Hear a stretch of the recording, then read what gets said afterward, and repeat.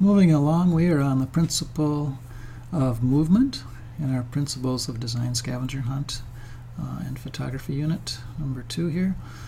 Movement is a great thing to have in your designs or in your photography. People are drawn to images that portray movement.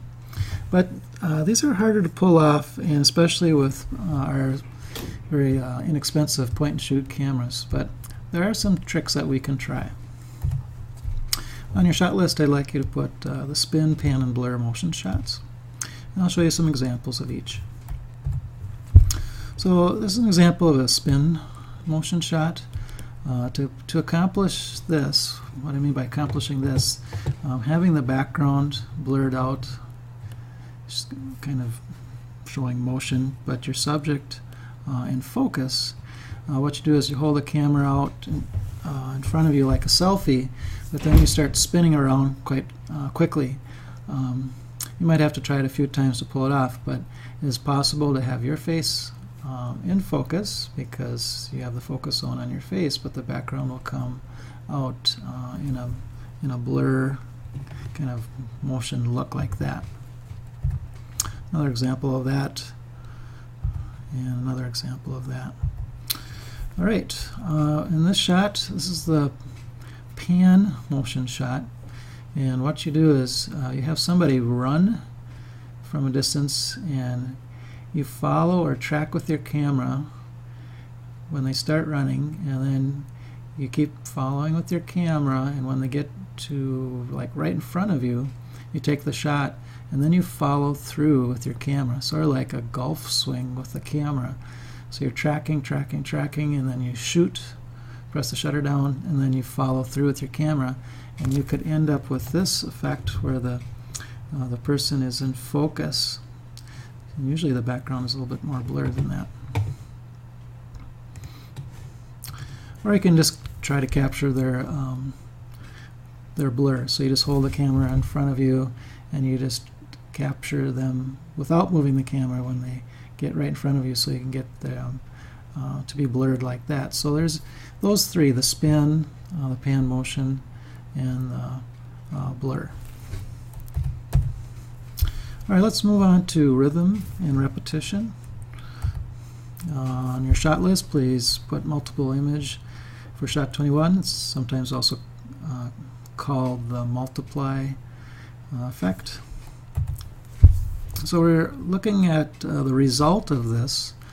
We have one image but three subjects, but it's the same subject in different places in the frame. So how did they do that?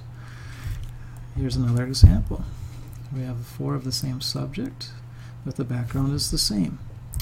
What you do is you put the camera on a tripod, and you take the picture 3 or 4 times, depending how many times you want your subject to be in there.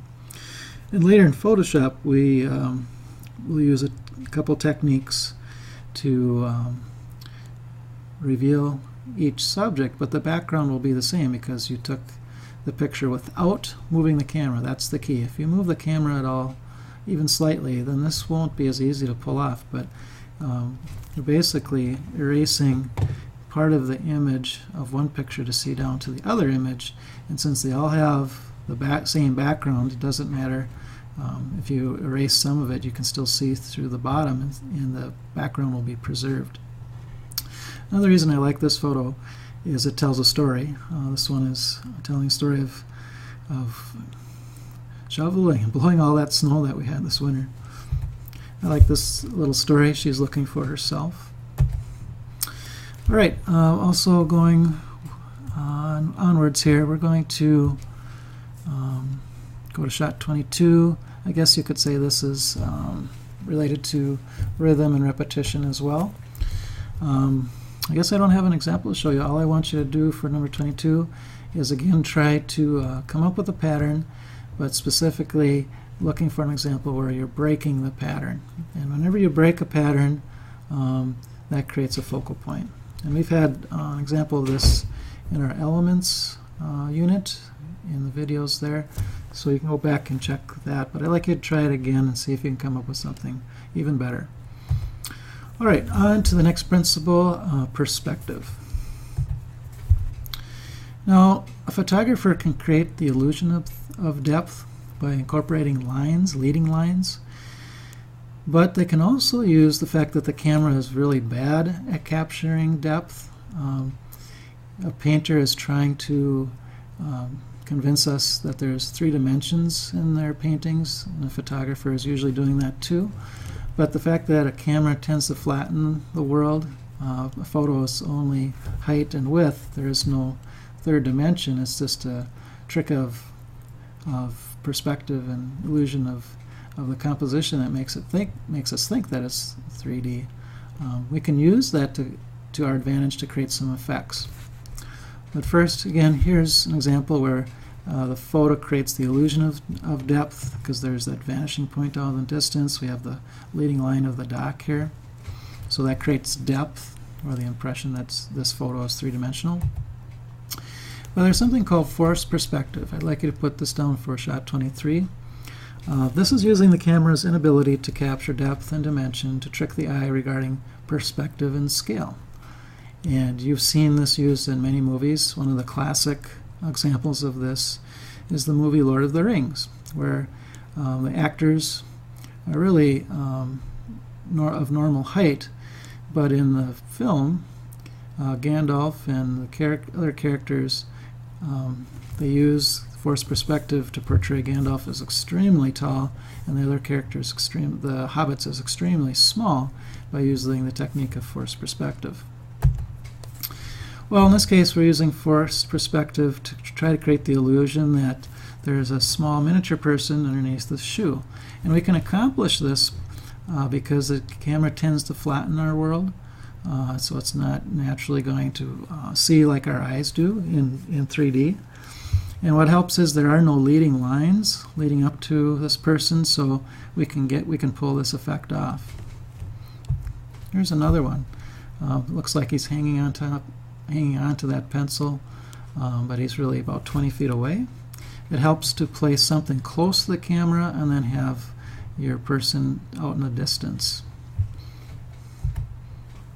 This is a different way of doing forced perspective.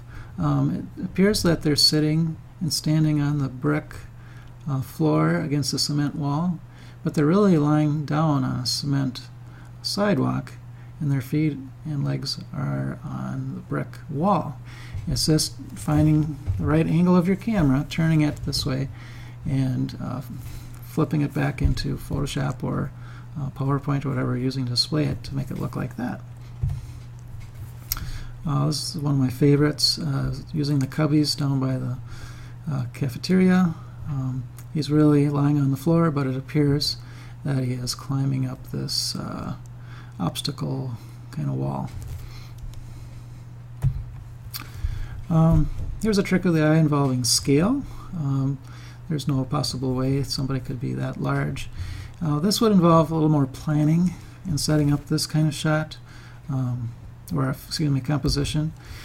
You'd have to take multiple shots and then later put them together in Photoshop. So you'd take a picture of the scene with that person looking that way. I would probably use a piece of tag board instead of cardboard here, and then having the scene again without the subject. And you put all 3 together and you'd get something like that in Photoshop, which we can go over later. Alright, we will stop there.